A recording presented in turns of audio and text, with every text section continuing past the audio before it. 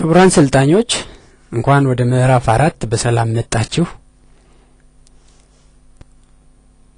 በዚህ ምዕራፍ የምናያቸው accurate input exercise and review ትክክለኛ የነጥቦች አገባብ እና እስካሁን የተማርናቸውን የምንከልስበት ምዕራፍ ይሆናል።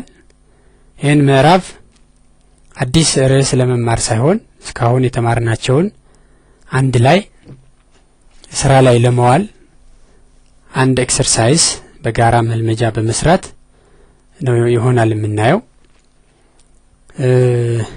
ከዚህ የሚከተለውን ስዕል አሳይመንት ተብሎ የተሰጠው ማለት ነው መልመጃ አብረን ለመስራት ነው። ስዕሉን በማሳየት እንጀምራለሁ። ይሄ ነው።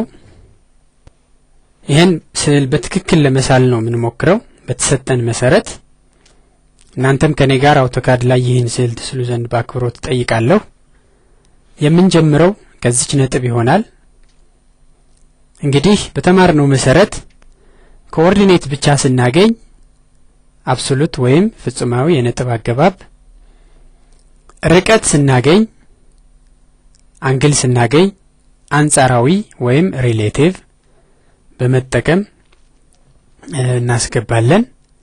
እንዲሁም እንደምታዩት በአንግል የተሰጠ አንግልና ርቀት ብቻ የተሰጠ ሲሆን ደግሞ አንግልና ርቀት ተጠቅመን የምናስገባበት ሶስተኛው የነጥብ ማስገቢያ መንገድ ፖላር ኮኦርዲኔት ሲስተም የፖላር ኮኦርዲኔት ሲስተምን እየተጠቀምን እንሰራለን።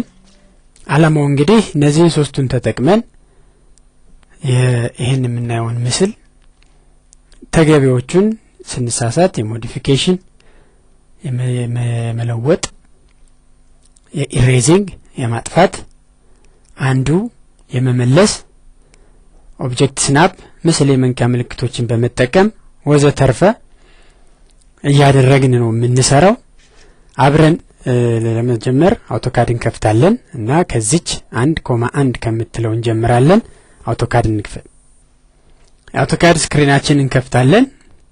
ከዛም እንደተለመደው አዲስ ፋይል ብለን የምንስልበትን ኤካድ የድሮይንግ ቴምፕሌት ፋይል ኦፕን እንላለን፣ እንከፍታለን።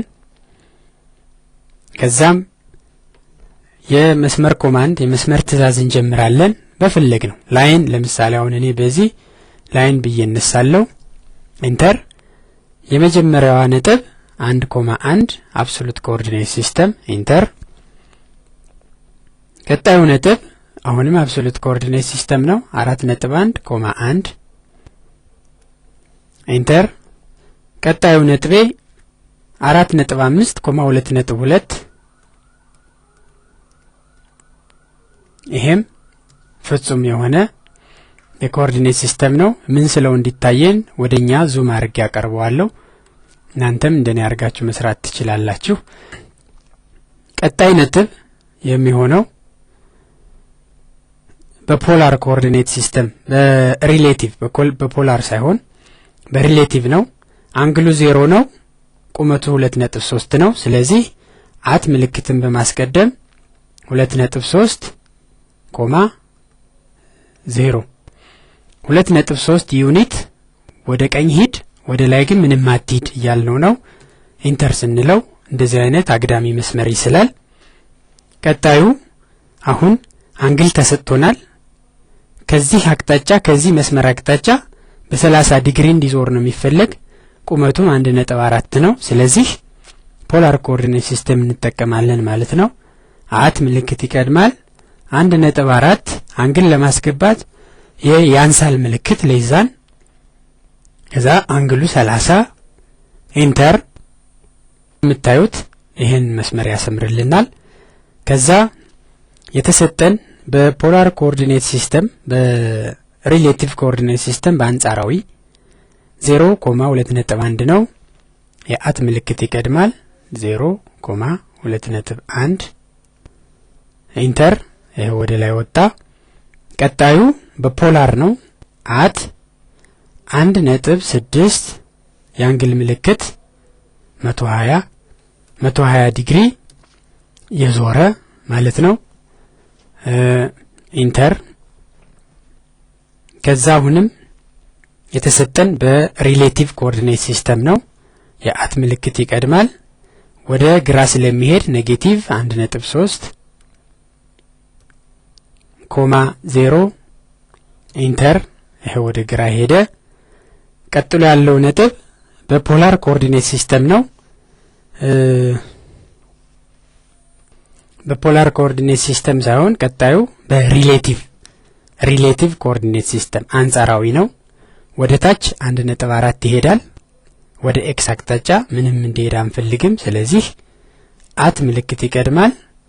በኤክስ አቅጣጫ 0፣ በዋይ አቅጣጫ ኔጌቲቭ 1.4 ኢንተር።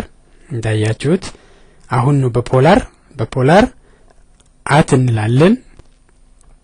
ከዛ 2.2 ቁመቱ ነው። አንግሉ ሌዛን ምልክት ተጠቀምና 135 ዲግሪ ነው።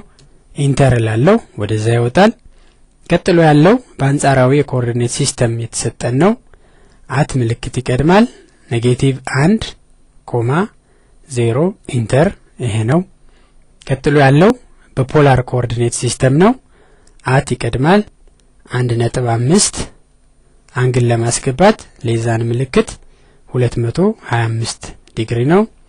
ኢንተር። ይሄን ይስላል። ከዛ ያለው በሪሌቲቭ ኮኦርዲኔት ሲስተም ነው። አት ኔጌቲቭ 1 ኮማ 0 የተሰጠን ነጥብ ነው። ኢንተር። ወደዛ ይሄዳል። አሁን በፖላር ነው። አት ምልክት ይቀድማል። 2.3 አንግል ለመስጠት ሌዛ እንላለን። አንግላችን 120 ዲግሪ ልንለው እንችላለን ወይም ኔጌቲቭ 60። ኔጌቲቭ አንግል ማለት ክሎክዋይዝ የሚዞር ማለት ነው። ልክ በሰዓቱ ቆጣሪ አቅጣጫ የሚሽከረከር ከሆነ አንግል ኔጌቲቭ አድርገን ነው የምንሰጥ። ኢንተር። ወደዚህ ይመጣል። ከዛ የመጨረሻዋ ነጥባችን የተነሳንባት ናት። ክሎዝ ማለት እንችላለን ወይም ምን ስለምናውቃት በፍጹማዊ ኮኦርዲኔት አገባብ 1.1 ኢንተር ብለን እንጨርሳለን። ደግመን ኢንተር ስንነካ የትዕዛዙ መጨረሻ ይሆናል ማለት ነው። ክቡራት ሰልጣኞች፣ ያው ክለሳ ስለሆነ ከሌላው ጊዜ ፈጠን እንዳልኩኝ ይገባኛል። እኔም ራሴ ስፈጥን ግን እንዳያችሁት ፖላርና የሪሌቲቭ አንጻራዊና ፖላር የኮኦርዲኔት አገባብን ቃላቱ አንዱን ለሌላው የተጠቀምኩኝ ተቸግሬ ነበረ። ይሄ ማለት ምንድነው? ትንሽም ነገር ቢሆን ደግሞ ደጋግሞ መስራት ካልተከተለው በስተቀር ነገሮች በቀላሉ ግራ የሚያጋቡ ኮንፊውዚንግ ሊሆኑ ይችላሉ። ስለዚህ አንድን የተሰጠ ኤክሰርሳይዝ መልመጃ ደግሞ ደጋግሞ መስራት የእውቀት ቁልፍ ነው። በተለይ ደግሞ አውቶካድ አንድ ሰው መሰረታዊ እውቀቱን ካስያዛችሁ በኋላ እናንተ ደጋግማችሁ በምትሰሯቸው መልመጃዎች በምትሰሯቸው ስራዎች እውቀቱ እየተዋሃዳችሁ መሄድ ስለሆነ እናንተ ደጋግማችሁ ይሄንና መሰሎቹን እንድትሰሩ አሳስባለሁ።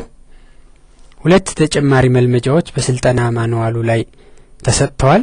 እነሱን በትክክል እስክትስሉ ድረስ ደጋግማችሁ እንድትሰሩ አብረን የሰራነውንም ትክክለኛ የሆነ ምስል እስኪመጣ ድረስ ደጋግማችሁ እንድትለማመዱ አሳስባለሁ። የዚህ አጭር ምዕራፍ መደምደሚያ የሚሆነውም የምዕራፉን ሙከራ ማኑዋሉ ላይ የተቀመጡ የሙከራ ጥያቄዎች አሉ። እነሱን በመስራትና በተሰጡ መልሶች መሰረት በማረም ይሆናል።